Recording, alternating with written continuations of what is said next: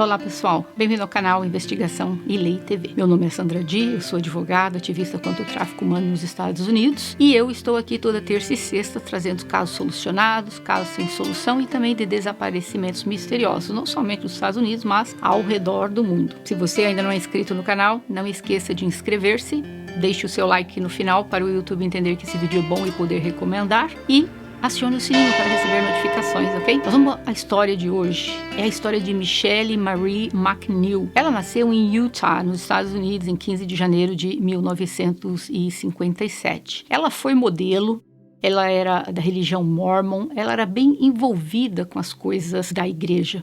Ela cresceu em Concord, na Califórnia. Portanto, no final, ela estaria mudando-se para Utah. A Michelle conheceu Martin McNeil. Ele nasceu em 1º de fevereiro de 1956 em Utah. Quando a Michelle tinha 21 anos, ela o conheceu na igreja e eles se apaixonaram. O casal começou a namorar e, alguns meses depois, casaram-se para a surpresa de todos. Eles moravam em Pleasant Grove, Utah. Utah é a cidade onde tem mais mormons nos Estados Unidos. McNeil era conhecido como Dr. McNeil. Eu irei me referir a ele como McNeil aqui, ok? Vamos voltar um pouco para saber quem são essas pessoas. A Michelle sempre adorou crianças.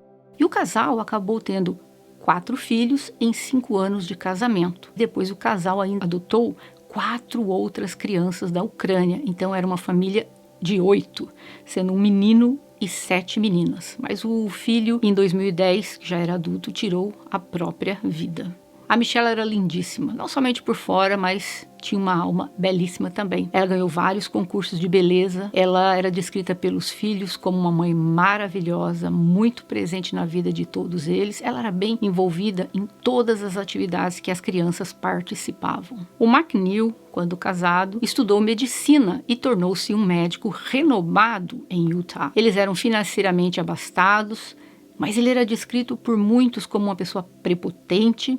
E além de médico, ele também era advogado. Ele teve várias infidelidades e a Michelle sempre acabou perdoando-o. Ela estava sempre ocupada com as crianças, portanto, quando o McNeil chegou por volta dos 50 anos, ele começou a mudar. Ele começou a ficar obcecado com a aparência dele, começou a ir demais na academia. Ele parecia que estava assim no auge dos 20 anos da vida dele. Até bronzeamento artificial ele estava fazendo. A Michelle começou a achar que talvez ele estava obcecado pela aparência dele, é porque ele deveria estar traindo-a, e ela estava certa. Até um dia ela perguntou para ele. É claro, ele negou. O McNeil começou a dizer para ela que ela deveria mudar a aparência, fazer algumas cirurgias plásticas para mudar um pouco o rosto, também o corpo. Ela não queria, sabe? Mas ele a convenceu a fazer essa cirurgia, que era algo que ela necessariamente nem precisaria fazer. Mas, diante de tanta persistência, ela acabou fazendo uma cirurgia plástica. E ela chegou até a dizer que ela faria dali a alguns meses. E ele disse, não, tem que se fazer imediatamente. Ele insistiu tanto que fossem feitas as cirurgias e todas elas de uma vez. Ela foi fazer a cirurgia. Ficou alguns dias lá e retornou para casa. Portanto, quando voltaram antes de voltar para casa, ele disse ao médico que ela era uma pessoa muito fraca diante da dor e pediu que esse médico desse para ela alguns remédios muito fortes em caso de emergência. Esse médico prescreveu uma série de medicamentos, mas ele estava confiante que o McNeil, sendo médico, jamais daria para a esposa dele algo que não fosse necessário. O casal, na época, tinha uma filha, Alexis, que estava estudando medicina. Então, ela estudava em outro estado e ela foi visitar a mãe. Alex, quando viu a Michelle, ela ficou chocada, pois a Michelle estava completamente sedada, como se estivesse totalmente fora de si. A Alex achou que a mãe estava medicada demais e ela perguntou ao pai por que ele deu tanto remédio para ela. Ele disse que é porque ela estava vomitando a medicação, então ele teve que dar mais medicamento para repor, porque o estômago dela não estava segurando. O McNeil havia tirado alguns dias de trabalho para ficar em casa, segundo ele, cuidando da esposa. E disse à família dele toda, principalmente para Alex, olha, você pode ir embora, né? Você tem que seus estudos e tal, e eu vou ficar cuidando da Michelle aqui. Alex voltou para o estado dela, ficou lá alguns dias e dali a alguns dias ela retornou novamente para Utah para ver a mãe dela como estava. Quando ela chegou, a mãe dela ainda continuava num estado sedado demais, diria. Então a Michelle conversou com a filha e disse: Alex, eu estou achando que seu pai está me dando medicação demais. E ela pediu para Alexis que ela queria ver as medicações que o marido estava dando. Ela queria ver a forma e a cor de cada medicamento para saber o que é que ele estava dando para ela. A filha mostrou, dizia: esse é para essa dor, isso é para isso, e foi mostrando. E ela tinha achado que o marido estava dando muito mais do que era o prescrito. A filha ficou lá uns dias na casa, a mãe estava recuperando-se muito bem, e no meio de uma conversa, Michelle disse para a filha: se alguma coisa acontecer comigo, confirme se o seu pai não tem algo com isso. Alex ficou em choque. Mas a filha teve que voltar para a universidade, a Michelle estava bem e ela estava confiante que dali a alguns dias a Michelle já estaria 100%.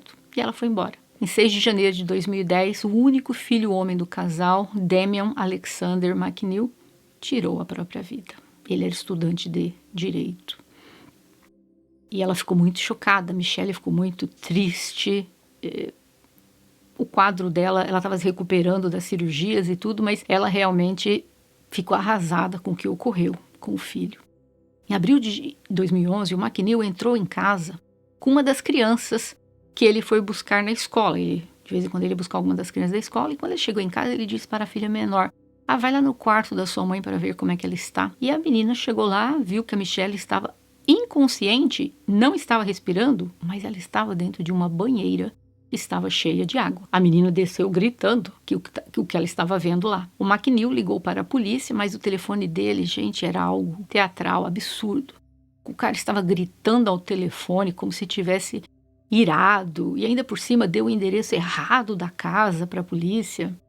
Segundo ele tirou a esposa da banheira, os paramédicos chegaram e disseram que o McNeil estava muito bravo até com a própria esposa, que havia perdido a vida. Sim, ela não estava mais viva.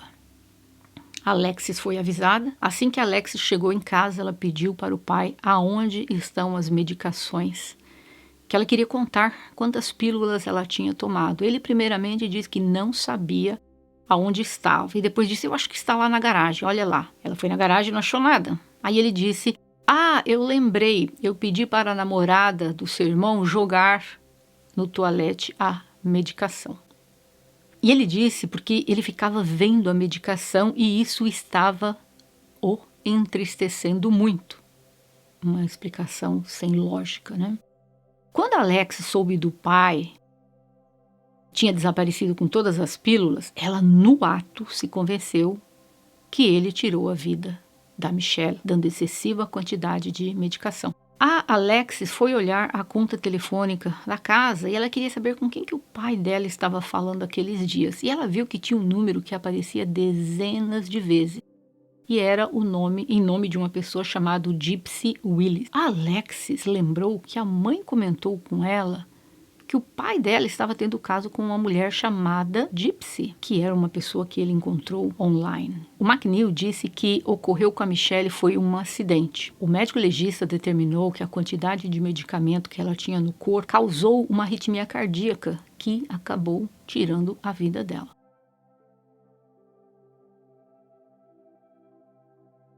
O McNeil logo em seguida resolveu contratar uma babá para as filhas menores. E adivinha quem ele contratou? A Gypsy. Quando a Gypsy chegou lá na casa dele, ele, fingindo que não a conhecia, perguntou: como é mesmo o seu nome? Isso na frente das filhas mais velhas. A Gypsy mudou-se para a casa dele. As duas filhas mais velhas sabiam que tinha algo errado. 90 dias depois, após a esposa dele ter perdido a vida, ele pediu a Gypsy em casamento e disse para as filhas que ele nunca amou a mãe delas, que o verdadeiro amor da vida dele era esta mulher que ele havia conhecido, a babá. As filhas sabiam que era tudo mentira. Ele estava tendo um caso com essa mulher já há muito tempo, quando a Michelle ainda estava viva. O McNeil queria livrar-se das crianças adotivas e queria que elas fossem adotadas por qualquer outra família. Mas as duas irmãs mais velhas, a Alexis e a Rachel, eles falam aqui, né? disseram que jamais permitiriam isso. O McNeil mandou uma das filhas adotivas para a Ucrânia para visitar um parente da menina lá no verão. Portanto, 4 meses depois se passaram e a menina não voltava. E o McNeil disse que não iria mais buscá-la e a deixaria lá para sempre. A Gypsy estava usando os documentos da filha que ele mandou para a Ucrânia. Usando inclusive um documento como se fosse o CPF do Brasil. E ela fez uma nova identidade para ela, mudando apenas a data de nascimento. E ela fez isso porque ela tinha uma dívida de $60 mil em nome dela. Então o McNeil e ela planejaram mandar a filha adotiva para a Ucrânia, pegar a identidade da menina e a Gypsy usar o nome dela e o número dos documentos dela, porque aqui nos Estados Unidos você vai preso por dívida. Então o que ela fez? Ela devia muito dinheiro, ela assumiu a identidade da filha adotiva dele. Ela abriu 3 contas bancárias com o nome da garota e também forjou a cópia de um certificado de nascimento. As filhas foram até a polícia com algumas provas porque acreditavam que ele tirou a vida da esposa, mas a polícia não quis ouvi-las, achando que elas estavam com ciúmes porque o pai casou, mas Alexis e a irmã mais velha não estavam conformadas e acabaram indo no escritório do governador falar do caso e começaram a dar entrevistas para todas as redes de televisão. E finalmente, 2 investigadores foram designados para este caso. E eis que eles descobriram quantas mentiras existiu na vida deste homem. Para ele ter entrado na faculdade de medicina, aqui nos Estados Unidos você tem que estudar 4 anos de qualquer coisa. Somente após esses 4 anos é que você pode entrar na Universidade de Medicina. Ele falsificou os documentos para entrar na faculdade de medicina, mostrando como se ele tivesse feito 4 anos de algum outro curso qualquer. Eles descobriram também que quando ele estava servindo o serviço militar, ele inventou que tinha uma doença mental, então por causa disso ele foi aposentado. E 30 anos depois, ele ainda estava recebendo uma pensão de quase $3 mil por mês. Ele inventou que ouvia vozes na cabeça dele e por isso ele foi dispensado da carreira militar e recebeu uma pensão por isso. Por causa disso, ele passou 6 meses na prisão. Ele passou 6 meses na prisão no passado por forjar cheques. A Alexis pegou a custódia das suas irmãs mais novas, porque ela disse: estou fazendo isso porque estou preocupada com a segurança das minhas irmãs mais novas. Pois ficou provado que o McNeil tinha feito coisas impróprias com a própria filha. Isso mesmo. Eu não vou nem entrar em detalhes, mas vocês podem imaginar o que ele estava fazendo com a Alexis quando ela era menor. E ele foi sentenciado de 1 a 15 anos. Após quase 1 ano na Ucrânia, a filha adotiva voltou aos Estados Unidos, que Alexis foi buscá-la, e eis que então 2 pessoas tinham os mesmos documentos. Então foi preso o McNeil e a Gypsy. A Gypsy por ter roubado a identidade da filha do McNeil. O McNeil foi sentenciado a 4 anos de prisão por ter ajudado, feito tudo o que ele fez. A Alexis pegou a custódia temporária de todas as irmãs. O McNeil telefonava para a casa dele e dizia para Alexis: quando eu sair da prisão, eu vou passar na escola delas, vou pegar cada uma dessas crianças adotivas e vou mandá-las todas de volta para a Ucrânia. E ele falou algumas vezes: eu posso deixá-las em qualquer lugar que elas nunca serão encontradas. A polícia, depois de uma longa investigação, concluiu que o McNeil tirou a vida da própria esposa. Naquele tempo que ele estava na prisão, eles estavam tentando arrumar provas e conseguiram. A polícia entrevistou o vizinho, que foi ajudar o McNeil a tirar a esposa de dentro da banheira, e ele disse que ela estava totalmente submersa na banheira, com a água cobrindo o corpo dela e que a banheira estava toda vermelha de sangue. E não como o McNeil descreveu. Na ligação, quando ele fez o telefonema para a polícia, os paramédicos foram ouvidos pela polícia pela primeira vez e eles disseram que quando foram fazer respiração boca a boca, o CPR, a água começou a sair da boca da Michelle, o que contradiz O que o McNeil disse à polícia, pois ele falou que ele tinha feito antes a respiração boca a boca, mas se ele tivesse feito, ela não teria a água saindo da boca. Então ele mentiu para os médicos. Ficou provado que ele nunca tentou reanimá-la, mas de forma alguma, dando até o endereço errado para dar tempo dela estar realmente sem vida quando eles chegassem. Uma mulher apareceu na imprensa e disse que estava saindo com McNeil muitos anos antes, e ela disse para a polícia que o McNeil contou para ela que ele tirou a vida do próprio irmão dele, porque ele era um embaraçamento para a família, apesar que isso nunca ficou provado se ele realmente tirou ou não. Ela disse também que ele contou para ela que ele tentou tirar a vida da mãe dele, mas também não conseguiu. Mas que ele tirou a vida de vários pacientes dele. Mas ele disse que só fazia isso quando ele achava que esses pacientes estavam no final da vida, estavam sofrendo, e para amenizar a dor, ele injetava algumas substâncias nestas pessoas. Olha o homem. O exame patológico mostrou que a Michelle tinha, sim, uma quantidade exorbitante de medicação no sistema dela. Foi confirmado pelo médico da Michelle que não havia por que ela ter aquela quantidade de remédios no corpo e que ela estava muito bem. Inclusive, a filha disse que quando a viu pela penúltima vez, ela estava muito bem, recuperando-se da cirurgia. Em 6 de janeiro de 2012, ele saiu da prisão, voltando aqui um pouquinho do tempo, tá? Em janeiro, vocês lembram que ele foi preso porque forjou os documentos da filha, né? Então, quando foi 6 de janeiro de 2012, ele saiu da prisão por a fraude que eu mencionei ali. Portanto, no tempo que ele esteve na prisão, a polícia estava tentando arrumar todas as provas contra ele e conseguiu. Então, o que aconteceu? 7 semanas depois que ele tinha sido solto, ele foi novamente preso, e aí sim que ele foi acusado de ter tirado a vida da esposa dele, dando uma quantidade excessiva de remédios, colocando-a na banheira, aonde ela acabou afogando-se. Aquela mulher que eu acabei de falar agora há pouco, que ela deu um depoimento na corte, ela disse que o McNeil usou estas palavras: para tirar a vida de alguém, basta dar potássio em grande quantidade. E ninguém saberá, porque todos nós temos potássio no corpo com quantidades diferentes. Ele fez isso com a esposa dele também. A Gypsy nunca foi acusada do crime, porque não havia provas concretas que provassem que ela teve algo a ver com isso. Ela foi ouvida no julgamento do McNeil. Ela era uma pessoa totalmente fria, sem remorso algum. O promotor trouxe também vários presidiários que disseram coisas importantes para a condenação do McNeil. Um dos presidiários disse que o McNeil contou para ele que a Michelle estava roubando o dinheiro dele, então ele resolveu dar um fim nela. Mas para um outro presidiário, ele disse que a esposa dele estava traindo-o, e ele resolveu terminar com a vida dela. Para um terceiro, ele disse que deu uma medicação para ela dormir, sem ela saber que o remédio era para ela dormir. E depois que ela relaxou o corpo, ele a colocou na banheira e que ele teve que segurar a cabeça dela embaixo da água por alguns minutos. 5 presidiários testemunharam contra ele.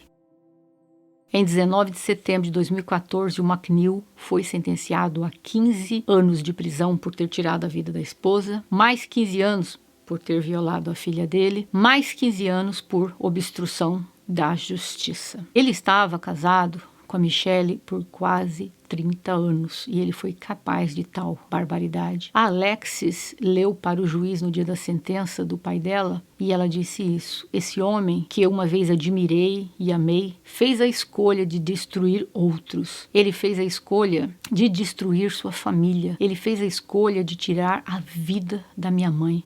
Ele vitimou tantos e nunca mostrou remorso e nem assumiu qualquer responsabilidade pelo que ele fez. Por favor, deixe-o saber que existem consequências para suas ações. Deixe-o ver que ele não está acima da lei. Ele criou seu próprio destino, ele destruiu tantas vidas e ele tem conseguido se safar com tantos crimes em sua vida. A fachada do meu pai agora está desmoronada. Meu pai é um monstro e deve ser punido por suas ações. Em 6 de dezembro de 2013, o McNeil tentou tirar a própria vida na prisão e não conseguiu. Em 9 de abril de 2017, o McNeil, aos 60 anos de idade, foi encontrado sem vida na prisão. Ele tirou a vida dele após estar preso por 2 anos e meio. A Alexis tornou-se médica, acabou adotando as 3 irmãs mais novas. A Rachel, que é uma das filhas mais velhas, hoje ela é assistente social. A Alex, como eu falei antes, é uma médica, casada, tem 3 filhos. Ela tirou o sobrenome do pai dela e ela usa o sobrenome da mãe dela, Somers. A irmã mais nova que ela tinha adotado, que ela teve a custódia, já casou, tem um bebê. As irmãs são bem próximas umas das outras. Elas moram em cidades e estados diferentes, algumas, mas todos os anos elas se encontram na data de aniversário da Michelle. É terrível a gente perceber que uma pessoa que dedicou parte da vida para salvar vidas, foi um juramento que ele fez, ele não cumpriu essa promessa. Se é verdade, que eu até acredito que é possível, que ele falou para essa ex-mulher que ele teve um caso, que ele tirou a vida de tantos pacientes, nunca ficou provado nada. E o incrível de tudo isso, que no meio desta bagunça toda, ele ainda estava tentando insinuar para a polícia que ele não tinha nada com isso, que era a Alexis que estava lá às vezes dando medicação para ela, e que a Alexis talvez tenha exagerado na quantidade, ou seja, ele tentou destruir a vida das filhas, mandando uma delas embora para a Ucrânia, que graças a Deus depois a Alexis foi lá e trouxe novamente para os Estados Unidos. Tirou a vida da esposa, a vida talvez de alguns pacientes, e talvez seja ele mesmo o autor do crime contra o irmão dele. Nós nunca vamos saber. Ele não está mais aqui para confirmar isso. E também imputando a Alex. Olha que ponto que chega um homem. Ele passou por cima de todos os valores morais. A dignidade dele perdeu-se no curso, se é que algum dia ele teve, né? Ele mentia muito, então dá a impressão que ele era uma pessoa que tinha a mola do caráter dele quebrada, né? Esse é o caso de hoje. Eu gostaria de saber se vocês ouviram já falar desse caso. E se vocês gostaram desse vídeo, por favor, não esqueçam de deixar o seu joinha, porque é muito importante para mim, pessoal, porque o YouTube entende que o vídeo é bom e recomenda para outras pessoas. E deixe um comentário aqui embaixo o que vocês acharam desse caso. As filhas mais velhas foram... Eu gostaria de perguntar, se isso tivesse acontecido com você, você teria ido sabendo que ele tirou a vida da sua mãe? Eu vi em uma entrevista da Rachel e da Michelle que elas o perdoaram, mas não naquele sentido, eu perdoei o que ele fez com a minha mãe. É algo que talvez nós que nunca tivemos alguém da família que outro membro da família tirou a vida, quem nunca passou por isso, então acho que nunca vai conseguir entender como é que eles conseguem perdoar. A Michelle disse que o perdão é para ela, não para ele. Não sei se dá para vocês entenderem o raciocínio. Ela está querendo dizer que ao perdoá-lo, ela estava fazendo um benefício para ela própria, porque ela não estaria mais presa às coisas do passado, e que para ela mudar, dar um passo adiante na vida dela, era preciso que ela o perdoasse. Mas isso só ocorreu após a morte dele, né? Tipo, ela não mantém mais aquele ódio dentro do coração, como muitas pessoas têm, e eu nem condeno, sabe? Tem gente que um pai, um irmão tirou a vida de outro e essa pessoa carrega esse ódio, mesmo que a pessoa não esteja mais aqui. Ela diz que esse ódio não existe mais dentro dela. É isso, pessoal. Eu vejo vocês em breve.